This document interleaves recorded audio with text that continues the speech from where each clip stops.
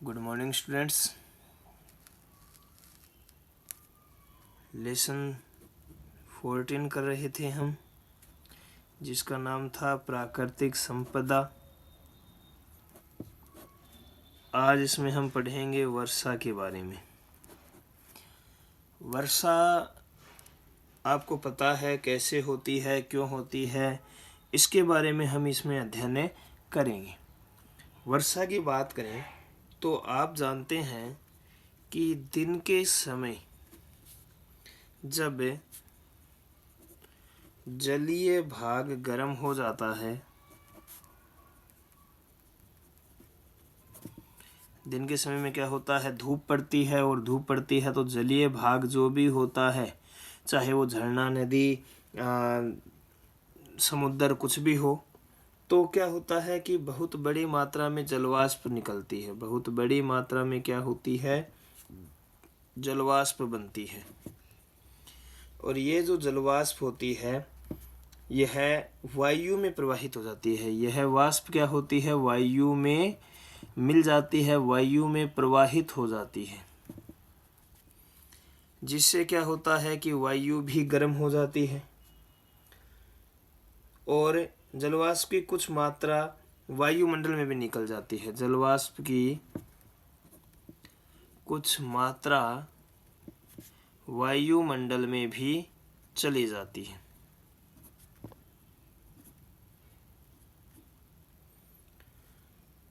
वायु गर्म हो जाती है, क्योंकि वाष्प उसमें मिल जाएगी तो वायु गर्म हो जाएगी, और वायु गर्म हो जाएगी तो गर्म वायु अपने साथ जलवाष्प को लेकर कहाँ उठ जाएगी, ऊपर की ओर उठ जाएगी।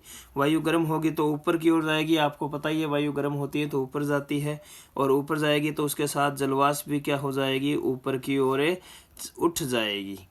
अब क्या होगा कि जैसे ही वायु ऊपर जाती है तो यह फैलती है, वायु चारों ओर फैल जाती है, और फैलने से क्या होता है, वायु ठंडी हो जाती है, और ठंडी होने से क्या होता है, हवा में उपस्थित जो जलवाष्प होती है यह छोटी छोटी बूंदों के रूप में हो जाती है। छोटी छोटी पानी की बूंदें बन जाती है, और ये जो बूंदें होती हैं ये इनमें ये जो बूंदें होती हैं ये संघनित होती है, और संघनित होकर क्या होता है, ये बूंदें जल के रूप में क्या होती है, नीचे की ओर गिरती है, जिससे क्या होती है, बारिश होती है या वर्षा होती है।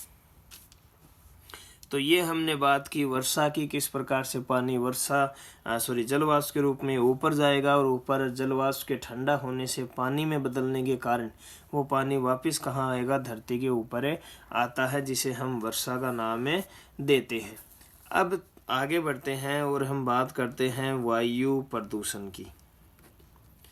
वायु प्रदूषण आपने देखा होगा कि वायु जो है वो प्रदूषित हो जाती है विभिन्न कारणों से। उसमें धुएं के कण मिल जाते हैं, या अन्य कोई अशुद्धियाँ जो होती हैं जो वायु में मिल जाती है, जिसके कारण वायु जो होती है वो प्रदूषित हो जाती है। इसे हम क्या कहते हैं, वायु प्रदूषण कहते हैं। इसे हम परिभाषा के रूप में ऐसे लिख सकते हैं, वायु के गुणों में हुआ अवांछनीय परिवर्तन वायु प्रदूषण कहलाता है। क्या कहलाता है, वायु प्रदूषण कहलाता है। जो जीवाश्म ईंधन होते हैं, जीवाश्म ईंधन जैसे कि कोयला है, पेट्रोलियम है, तो कोयला और पेट्रोलियम जो होते हैं इनके अंदर नाइट्रोजन और सल्फर, नाइट्रोजन और सल्फर ऐसे डिनोट करते हैं सल्फर को। सल्फर की बहुत कम मात्रा होती है। क्या होती है, बहुत ही कम मात्रा। लेकिन जब ये जलते हैं तब इनमें, जब ये जीवाश्म ईंधन कोयला और पेट्रोलियम जलाया जाता है तो इनके साथ ही नाइट्रोजन और सल्फर भी जलते हैं। और जब नाइट्रोजन और सल्फर भी जलते हैं तो ये नाइट्रोजन और सल्फर जो होते हैं ये विभिन्न ऑक्साइडों का निर्माण करते हैं। किसका निर्माण करते हैं, विभिन्न ऑक्साइडों का निर्माण करते हैं। ये जो गैसें होती हैं इनको जब हम सांस के रूप में अंदर लेते हैं तो ये हमारे शरीर में क्या पहुंचाती है, हानि पहुंचाती है। इसके साथ ही अगर ये जो प्रदूषक होते हैं या जो ये नाइट्रोजन सल्फर गैसें होती हैं, ये वर्षा जल के साथ में मिल जाती है तो वर्षा जल को अम्लीय बना देती है, जिसे हम क्या कहते हैं, अम्लीय वर्षा कहते हैं, जो धरती के लिए क्या होती है, पृथ्वी के लिए हानिकारक होती है। तो इस प्रकार से ये सांस लेने से और अम्लीय वर्षा दोनों के रूप में क्या होती है, खतरनाक होती है। जीवाश्म ईंधन जो होते हैं, जीवाश्म ईंधन जो होते हैं, इनका जो दहन होता है वो वायु में निलंबित कणों की संख्या को या मात्रा को बढ़ा देता है। निलंबित कणों की मात्रा को क्या कर देता है, बढ़ा देता है। ये निलंबित कण बिना जले कार्बन कण या पदार्थ हो सकते हैं। ये क्या हो सकते हैं, कार्बन कण के रूप में हो सकते हैं। और ये जो कार्बन कण होते हैं ये हाइड्रोकार्बन कहलाते हैं। हाइड्रोजन और कार्बन से बने जो पदार्थ होते हैं उन्हें हाइड्रोकार्बन कहते हैं। और इन सभी प्रदूषकों की अधिक मात्रा में क्या होती है, ये जब हाइड्रोकार्बन वायु में ज़्यादा हो जाते हैं, प्रदूषक ज़्यादा हो जाते हैं, तो दिखाई देना यानी दृश्यता क्या हो जाती है, कम हो जाती है। सर्दियों में ये और भी ज़्यादा हो जाती है, जिसे हम धूम और कोहरा बोलते हैं। धूम या कोहरे के रूप में ये जम जाती हैं और हमें दिखाई देना क्या हो जाता है, कम हो जाता है। तो ये हमने बात की वायु प्रदूषण की। इसमें अगर जो हानिकारक जितने भी प्रदूषक हैं वो अगर वायु में मिल जाएंगे, वायु प्रदूषण हो जाएगा और अधिक बढ़ जाएगा, तो ये हमारे लिए क्या हो सकता है, हानिकारक सिद्ध हो सकता है। आगे बात करते हैं हम, आगे बढ़ते हैं, आगे बात करते हैं जल की। वायु के बारे में हमने पूरा पढ़ लिया था, जल की बात करेंगे। जल जो है एक अद्भुत द्रव है। क्यों है, इसके बारे में अध्ययन करेंगे। जल जो होता है ये आपको पता है पृथ्वी की सतह के सबसे बड़े भाग पर उपस्थित है। सबसे बड़े भाग पर उपस्थित है, यानी कि 71% भूभाग पर क्या है, जल है। कुछ जल भूमिगत भी होता है, यानी कि भूमि के नीचे भी पाया जाता है। और जल की कुछ मात्रा जो होती है ये जल वाष्प के रूप में वायुमंडल में भी पाई जाती है, यानी कि स्थल पर, स्थल के नीचे और ऊपर वायुमंडल में भी जो पानी है वो पाया जाता है। पृथ्वी की सतह पर जो पानी होता है, पृथ्वी की सतह पर पाया जाने वाला अधिकतर जल समुद्र तथा महासागर के रूप में है। और यह जल कैसा है, खारा है, यानी कि लवणीय है, जिसे हमें पीने के लिए इस्तेमाल नहीं कर सकते या इसको पी नहीं सकते। और शुद्ध जल जो है ये पृथ्वी के जो दोनों ध्रुव है, नॉर्थ एंड साउथ, इन पे बर्फ के रूप में जमा हुआ है। शुद्ध जल जो है वो बर्फ के रूप में, ग्लेशियर हम बर्फ के पहाड़ों को बोलते हैं, ग्लेशियर के रूप में क्या है, जमा है। भूमिगत जल की बात करें तो भूमिगत जो जल है और इसके अलावा नदियां हैं, झीलें हैं, तालाब है, इनमें क्या होता है, जल मीठा होता है, जिसे हम पीने के काम में लेते हैं या पीने के रूप में यूज में लेते हैं। अब जल की आवश्यकता क्या है, जल हमें क्यों पीना है, क्यों, क्या आवश्यकता है, जल न पिए तो क्या होगा, जल इतना ज़रूरी क्यों है, इसकी अगर बात करें तो जो जल होता है ये सभी कोशिकीय प्रक्रियाएं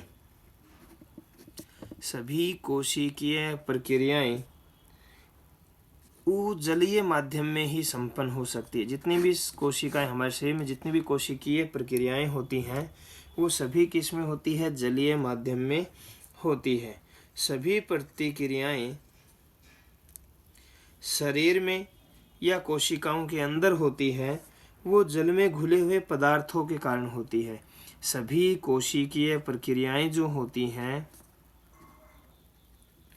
ये या तो शरीर में या फिर सेल्स के अंदर होती है, और सेल्स के अंदर किसके कारण होगी? जल में घुले हुए पदार्थों के कारण, जल में घुले हुए पदार्थों में होती है। शरीर के एक भाग से दूसरे भाग में पदार्थों का जो संवहन होता है वो भी घुली हुई अवस्था में होता है। एक भाग से जब दूसरे भाग में पोषक पदार्थ या कुछ भी पहुंचते हैं तो वो तरल पदार्थ के रूप में या घुली हुई अवस्था के रूप में पहुंचते हैं, जिसमें भी जल की आवश्यकता होती है।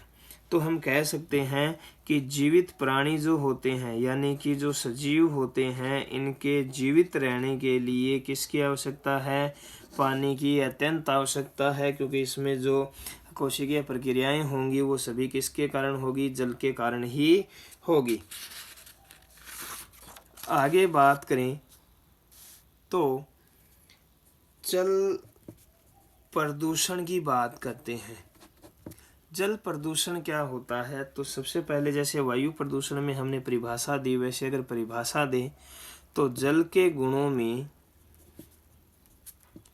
होने वाला अवांछनीय परिवर्तन जल प्रदूषण कहलाता है। क्या कहलाता है? जल प्रदूषण कहलाता है। जल जो होता है इसमें सभी प्रकार के कीटनाशक या जो उर्वरक होते हैं वो भी क्या हो जाते हैं?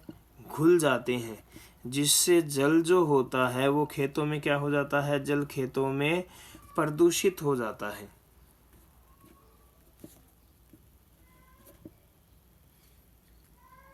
और इन पदार्थों का, ये जो कीटनाशक या उर्वरक हैं, इन पदार्थों का कुछ प्रतिशत भाग जल में चला जाता है। हमारे शहर में या नगर में नाले हैं,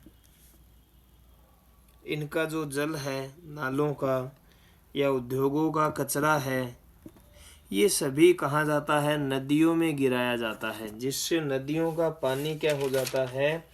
नदियों का जो पानी होता है वो प्रदूषित हो जाता है। इसके अलावा कुछ विशेष उद्योग होते हैं जिनकी बहुत सारी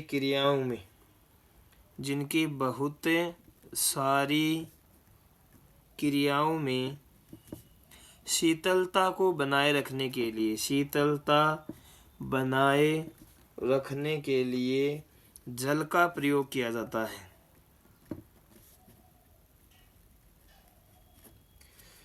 इसी प्रकार निष्पादित गर्म जल, इससे जो जल है वो ठंडा करेगा, शीतलता प्रदान करेगा, और उससे जो गर्म जल निकलेगा, जो निष्कासित गर्म जल होगा, ये जो गर्म जल है ये जलाशय में वापस भेज दिया जाता है, जिसके कारण भी जल जो होता है वो क्या होता है?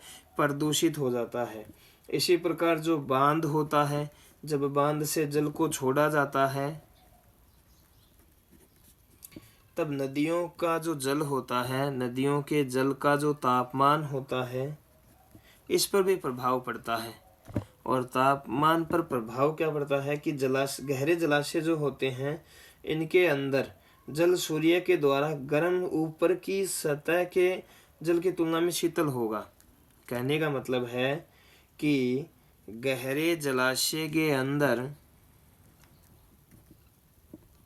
गहरे जलाशय हैं उनके अंदर का जो जल होता है वो सूर्य द्वारा गर्म हो जाता है,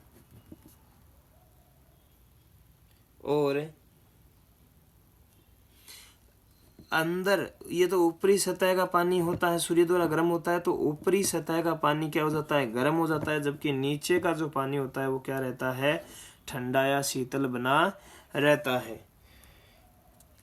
जो प्रदूषण है इसको हम निम्न रूप से समझ सकते हैं।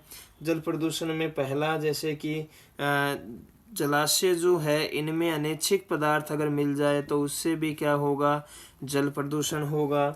दूसरी बात करें कि अगर हम इच्छित जो पदार्थ हैं जो हम चाहते हैं, जैसे कि ऑक्सीजन वगैरह जो है, जो आवश्यक है जल के लिए, उनको अगर जलाशयों से हटा दिया जाए, जैसे जल में से अगर ऑक्सीजन निकाल दी जाए तो वो जल क्या नहीं रहेगा, शुद्ध नहीं रहेगा, बल्कि क्या हो जाएगा, प्रदूषित हो जाएगा। और उस जल के अंदर रहने वाले जीव जंतु भी क्या हो जाएंगे, नष्ट हो जाएंगे ऑक्सीजन के अभाव में। यानी जलाशयों से ऑक्सीजन को बाहर निकाल देने से भी जो जल है वो क्या हो जाएगा, प्रदूषित हो जाएगा। इसके अलावा अगर हम तापमान में, जल के तापमान में परिवर्तन कर दें तो भी जो जल है वो क्या हो जाता है, प्रदूषित हो जाता है।